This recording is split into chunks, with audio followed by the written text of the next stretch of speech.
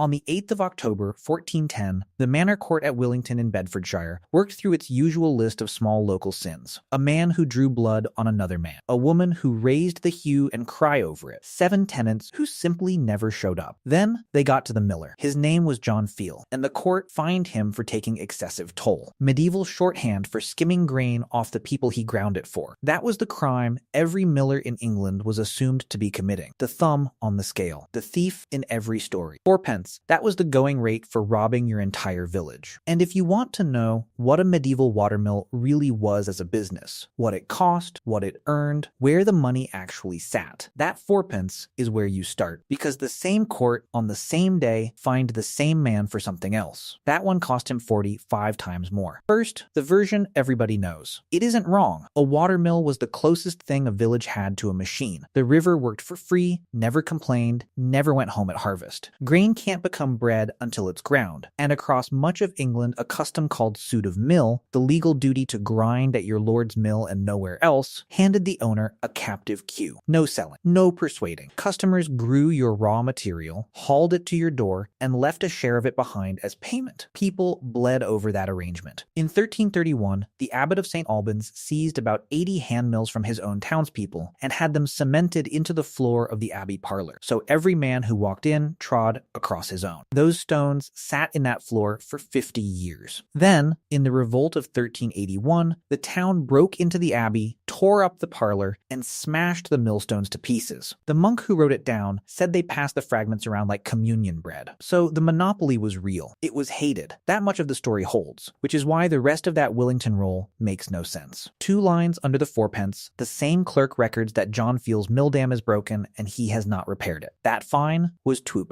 But then, the court adds something it never bothered adding for the theft. Mend it before the next court, under penalty of 15 shillings. 15 shillings for a dam. 45 times what they charged him for cheating every household in the parish. That is not a court protecting customers from a thief. That is a court protecting itself from water. This is what owning a watermill looked like from the inside. The court roll, not the caricature. Let's buy one from the ground up and follow every penny and every gallon in and out. Start with what the word mill hides. You picture a building. Wheel, stones, sacks of flour. That's the cheap part. When the historian John Langdon went through the surviving accounts, he found the money went somewhere else entirely, into the water. The dam that lifts the river. The pond that stores it. The channel that carries it to the wheel, called a leat. The sluices that meter it out. Earth and timber and water, engineered, and every piece of it wearing down from the day it's finished. Look at a real contract. In 1418, Winchester College leased out a ruined mill site at Ealing on Southampton Water. The lease barely mentions machinery. What it specifies in detail is the walls, hewn stone, laid in lime and sand inside and out, and in the document's own words. So high that the sea at full flood shall not overflow them. Not strong enough to hold the gearing. Taller than the sea. That's the specification a landlord cared about. Here's the first correction to the fantasy. You aren't buying a machine that grinds grain. You're buying permission to change a river, and the invoice for everything downstream of that. Second correction, and it's bigger than most retellings admit. This was never a lord's only trade. Langdon counted the industry around 1300, roughly 10,000 mills in England, grinding about 80% of the country's grain. Only 40% of them were the lords. 20% were held by tenants, 20 by towns, 20 were small domestic operations. 60% of England's mills did not belong to a lord at all. For the rest of this, we're not going to guess what one cost. Westminster Abbey owned a manor at Morden in Surrey, and its clerks kept accounts from 1280 onward. Over 100 survive. For 70 years, somebody wrote down what that mill cost and what it earned. We have the book. Let's open it. 2 documents show you the way in. A contract and an invoice. Christmas Day, 1418, Thomas Midlington, a burgess of Southampton, signs the Ealing lease. The terms tell you exactly who carries risk in this business. He gets the site for 50 years. Rent, 13 shillings and 4p a year. 1 mark. On paper, almost nothing. In exchange, Thomas builds the mill. All of it, at his own cost, inside 2 years, stone walls, house, machinery, everything. The college does contribute 20 marks toward the works. £13, 6 and 8. Generous until you read the schedule. 5 marks a year across 4 years, starting only after the mill is finished. 20 years worth of rent, paid out after every hour of risk has already been taken. By him. 1 more job comes attached. The public causeway between Elling and Taunton, with its foot and horse bridges, had been broken by storms and left in ruin. Thomas promises to rebuild it to a standard, the lease says, likely to last 100 years. He does this, in the deed's own words, of his own motion, for the salvation of his soul and the soul of Margaret, his late wife. One last detail off that parchment. The deed is sealed with the seal of the mayoralty of Southampton, because, it explains, Thomas's own seal is unknown to too many people. A man not yet important enough to be recognized, signing up to rebuild a seafront. What did the build cost him? Nobody wrote it down. The lease records the subsidy and the obligations, not the bill. Where the record is silent, we'll say so. The next document is not silent at all. Morden, Surrey. The accounting year 1312 to 1313. The abbey's mill had been written down as broken in 1310, and it stayed broken. 2 full years, no income. Then they rebuilt it, and the clerk itemized everything. The timber frame wasn't even cut on site. It came prefabricated from Aldenham, 40 miles north in Hertfordshire. Hauling it took 75 men and 45 carts, 2 days on the road, and the account records what feeding them cost. Baked bread, 9 shillings of ale, 3 of fish, 7 and 6 of meat, cheese, and 4pence of candles for 2 nights. Then 16 pence to ferry the whole mill across the Thames at Chelsea, 15 shillings, and a quarter of oats to cart it the last stretch into Morden. 10 sawyers worked 3 tree trunks just for the hearse, the frame the millstones sit on. 60 shillings bought 1 millstone in London, except 60 shillings never got a millstone to Surrey. The account lists the rest. A penny, the god's penny, to seal the bargain. 4pence in drink money. 3 halfpence of wharfage. 12pence of pontage, the bridge toll. 18 pence to carry it by water. Half a crown to lift it into the boat and cart it from London. 2 shillings to pierce it for the spindle and set it in place. 68 shillings and 4pence halfpenny delivered and turning. For everything else, paddles, cogs, trundle wheels, brass, laths, nails, plaster. A rammer working 3 weeks on the mill bed, and 14 villagers who spent 2 days cleaning the pond as owed labor rather than paid work, add it all in. Total, 16 pounds, 8 shillings, and a halfpenny. On a site that already had its pond, its leat, and its dam. To size that, use the same account. The lead carpenter on this job earned 2 shillings and 8 pence a week, the top rate anywhere in the roll. That delivered millstone is about 6 months of his wages. The whole rebuild is around 2.5 years of them. And the timber isn't in that number. The abbey grew it. Who actually runs this thing? Almost never the person you'd expect. Milling was enormous. Langdon puts the workforce at 15 to 25,000 full-time equivalents across England around 1300, building, running, and repairing the country's mills. One of the biggest concentrations of fixed capital in the medieval economy. Watch where the pay went, though. Top earners in the industry were never millers. They were millwrights and master carpenters, independent contractors with regional client lists, the specialists who could frame a wheel or true a spindle, whose rates climbed once the plague made them scarce. Our man at Morden, on 2 and 8 a week, was one of them. What about the miller himself? Langdon is blunt, paid workers, or at best substantial peasant tenants paying cash rent. During a 1366 dispute at Canterbury, the city's miller testified that he wasn't the mill's farmer at all, he was a servant of the mayor. At Cuxham in Oxfordshire, the mill ran for years under the manor's reeve and his son, part-time, alongside their farming. Normal, that miller was less a station in life than a shift you worked. So what did a working miller earn? Here the record goes quiet. Morden's harvest accounts list 2 millers among the household staff, then never separate out their pay. No surviving English account we could find names a working miller and what he took home. That gap is real, so we leave it open. Your supply chain, meanwhile, is basically one object, the stone. England chewed through 2,000 to 3,000 millstones a year, some close to a ton. Famous ones came from northern France and the Rhineland, but Morden's clerks bought closer to home, Kingston, London, Wandsworth, Hampstead. Prices only moved one direction. David Farmer traced them through the manorial accounts. Millstone prices doubled between the early 1200s and the Black Death, then doubled again after it. Here's the part that matters later. A millstone doesn't fail the way a gear fails. It wears. A worn stone doesn't stop the wheel, it just grinds worse, month after month, while you collect less and less. Morden 1306, the year's toll came in at 13.5 quarters of grain, and the reeve wrote the reason straight into the account. So little, he recorded, because of the fault of an inadequate millstone. The machine kept turning. The business shrank anyway. Which raises the obvious question. If a bad stone could gut the year, what did a good one actually pay? So far, this is a hole in the ground you pour carpenters into. Here's where it starts making money. Back to Morden, the accounting year 1346 to 1347, the entry headed multure of the mill. Multure just means the toll, the cut of grain the mill keeps. The clerk writes, the same answers for 13 quarters of multure received for the farm of the mill for the year. Next line, and all accounted in Maslin for servants' livery, and none remains. 13 quarters came in as the year's toll, all 13 14 went straight back out into Maslin, the mixed grain the estate fed its plowmen and carters with. None sold. None banked. Sounds like failure. It's the opposite. This mill's revenue skipped money altogether. Toll came in as grain, went out as wages, and no coin touched either end. The estate never had to sell flour to buy bread for its workers, because the mill was the bread. Its cash register wasn't a till either. Inventories named the thing outright. A locked chest, the cista tolnetum, the toll chest with a measuring dish beside it. You didn't count takings at day's end. You weighed them. Now widen out. Because 13 quarters means nothing without a frame. There was no national toll rate. Local customs set every mill's cut, and the customs disagreed with each other. At Hapton in Yorkshire, 1368, the toll was 1 part in 20. At Linthwaite, 1 in 18. And at New Malton, around 1450, the custom did something genuinely clever. It tied the toll to the price of wheat. When a quarter of wheat sold at 4 shillings, the mill took a 16th. Above 4 and 6, a 20th. Once wheat hit 6 shillings, a 24th. As bread got dearer, the miller's cut shrank. A price cap written into village custom 4 centuries before anyone had a name for it. It got policed, too. Some manors kept an officer whose whole job was watching how the toll was taken. His title survives, the multure grieve. How much grain actually moved? Langdon worked it out from the accounts and the royal purveyance records. A pair of stones running normally ground 1 to 2.5 quarters a day, call it 250 to 500 quarters a year. Take a 20th of that, and the mill keeps between 12 and 25. Morden kept 13. Model and account book agree, which in medieval economics happens rarely enough to be worth saying out loud. Put the margin up. 13 quarters, at the estate's own valuation of 3 and 4 a quarter, is worth about 43 shillings. That same year, the clerk itemized the mill's entire running cost. Steel for the mill bills, and a year of sharpening, 6pence. A set of rungs, 6pence. Cogs, 3pence. A basket, 12pence. An iron ring, 6pence. Ironwork for the spindle, 8pence. 1 board of elm, 12pence. 3 iron bands for the cogwheel, 6pence. 3 shillings and 9pence. Total for the year, 43 in, 3 and 9 out. On paper, best business in the village. And if you stopped the video here, you'd walk away believing the thing every other version of this story believes. Don't. Grain isn't even the part of this business that's easiest to defend. Read what the Illying lease actually hands over. Not a mill. The words are, all the site or ground, with the pond and fishing adjoining. The fishery is in the grant before the building exists. Because damming a river doesn't only turn a wheel, it builds a lake. A lake is a farm. England's oldest record says the same. In Domesday Book 1086, 4 mills at Stotfold in Bedfordshire render their lord £4, and 400 eels a year. Eels got counted in sticks of 25 and paid as rent across whole regions. Cleanest proof comes from a small mill at Blackpill, on the Gower coast of Wales. By the 1330s, that mill had passed out of the lord's hands completely. Granted away, gone from the estate. Yet the lordship's accounts for 1338 still record income from the site. The miller, Walter Melloward, paying 6pence a year for a weir, a fish trap. The mill was gone. The water was still paying rent, which sets up the uncomfortable part. Because everything you've just watched, earn money, depends on a legal right that historians have spent 40 years failing to find. Time to test the monopoly. Every version of this story says the real asset was legal, not mechanical. Secta Molendini. Suit of mill. The right to force your tenants to grind at your stones. Marc Bloch, the great French historian, built a whole theory on it in 1935. Lords imposed inefficient mills on captive peasants because the law let them. Almost every retelling since has repeated him. English evidence keeps refusing to cooperate. First crack, suit of mill wasn't common law. A royal justice under Edward II ruled that the duty to grind at a particular mill depended on the usage of the country. Local custom proved case by case, manor by manor. That's why leases listed it separately as its own line item. Not a right you automatically held. An asset you had to be able to prove. Second crack, it was wildly uneven. Kent had over 350 watermills in Domesday Book, one of the densest clusters in England, and suit of mill was never enforced there at all. 350 mills competing, where mills competed. The record shows milling charges were simply low. Now the evidence everything rests on. Langdon did what nobody had bothered doing. He read the lawsuits. Hundreds of real English suit of mill cases from before 1350. Not the chronicles, not the sermons about wicked millers, the litigation itself. Those disputes turned, far more often than not, on water rights and flooding damage. Not on forcing anybody to grind anywhere. Bloch's coercion model, the one still repeated everywhere, cannot be demonstrated from the court record. Later in the Middle Ages, suits of mill vanished from English courts entirely. Nobody fought over the monopoly, because the monopoly was never where the fighting was. Those lawsuits disputes weren't customers suing you for overcharging. They were neighbors suing you for drowning their fields. Rest of the legal cage points the same way. Manorial courts could order your dam repaired. You've seen what that threat looked like. Nuisance law made you liable for every acre your pond flooded. Even lease maintenance terms read like flood insurance. Sitton Abbey's tenant had to keep up the embankments, causeways, dams, and bridges, while some East Anglian mill farmers were charged a shilling for every inch of millstone they wore away. Almost every clause is about water and wear. Barely any are about customers. Above all of it sat the audit, which was not friendly. At Fearing in Essex, between 1312 and 1314, the reeve turned in low multure figures and blamed new windmills in the next town for poaching his custom. The abbey's auditors read his numbers, struck them out, wrote in higher ones, and charged him personally for the difference. You could owe money for grain you never received, because a man at a writing desk decided you should have received it. By now, this looks like it prints money. 90% margins, a second crop swimming in the pond, and a monopoly that matters less than advertised but still delivers the cue. Here's what breaks it. One number frames everything. Langdon again, across the whole industry, a mill's cumulative repair cost equaled its entire original construction cost roughly every 10 years. Read that as an owner. You're not buying an asset. You're renting one from the river on a replacement cycle you don't control and can't schedule. Watch it happen at Morden. Winter of 1345 into 1346, the mill stands idle from autumn all the way to St. Valentine's Day. Nothing on the site had broken. The account gives the reason: it stood idle for want of a millstone, since no carts were able to travel because of the Great Flood at that time. The flood never touched the mill. It closed the roads, so the replacement stone couldn't arrive, so the wheel sat dead through the entire winter grinding season. Water didn't destroy this mill, it just made sure the mill couldn't be fixed. Same result, cheaper for the river. That winter wasn't an exception either. Across 70 years of Morden accounts, the margin notes pile up in the reeve's own words. Want of millstone, inadequate millstone, mill broken, no profit after Christmas, mill stands idle, idle, want of millstone, mill idle. Not the reeve's fault. That last one is a man protecting himself from the auditors you just met. When the water did reach the works, bills changed scale. Standon, 1336, 47 pounds, 8 and 11 pence halfpenny to relocate and renovate 2 mills, and the very next year a flood damaged the dam anyway. York, 1315, floods carried the castle mills away completely. Rebuilding the mills cost £100, dams and sluices cost $853. The water infrastructure cost 8 times the machinery it served. Or take Liddon, a tide mill Christchurch, Canterbury, built on the Kent coast. £143.13 to build it in the 1290s. Flood damage in 1316 forced relocation, £74.13 and 4. High tides destroyed it again in 1326. Final solution cost £12.19, moving the whole operation out of the tidal zone for good. After 230 pounds of fighting the sea, the cheapest engineering fix on record was surrender. Even a mill left standing could lose its value between 2 entries in a ledger. Blackpill again, the one with the fish trap. In 1367, it was farmed out for £3, 6 and 8 a year. 2 years later, the Crown's own inquest valued the entire mill at £1.